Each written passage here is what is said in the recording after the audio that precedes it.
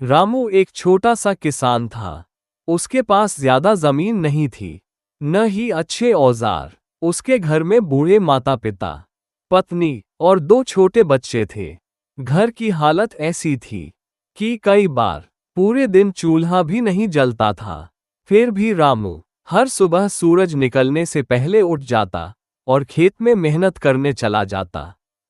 उसका खेत अक्सर सूखा रहता था, बारिश समय पर नहीं होती थी और जब होती भी थी तो कभी बहुत ज्यादा, तो कभी बिल्कुल कम। गांव के अमीर किसान रामू का मजाक उड़ाते और कहते, इतनी मेहनत करके भी क्या मिलेगा, छोड़ दे ये खेती। लेकिन रामू का दिल मजबूत था। वह जानता था मेहनत कभी बेकार नहीं जाती। वह रोज खेत की मिट्टी को प्यार से छूता और धीमे से कहता, एक दिन तू भी मुझे मुस्कुराने का मौका देगी।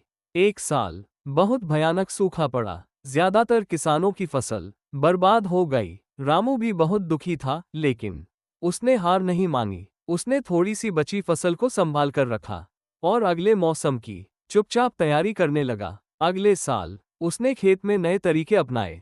कम पानी में उगने वाली फसल बोई, गोबर की खाद डाली और दिन रात मेहनत करता रहा। इस बार मौसम ने साथ दिया, खेत में हरियाली लौट आई।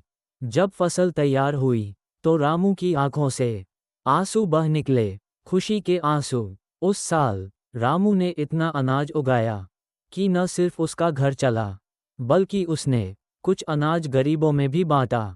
वही लोग जो कभी उसका मजाक उड़ाते थे, आज उसकी इज्जत करने लगे। रामू मुस्कुराकर बस इतना ही कहता था, गरीबी से बड़ा कोई दुख नहीं, लेकिन मेहनत से बड़ा कोई सहारा भी नहीं।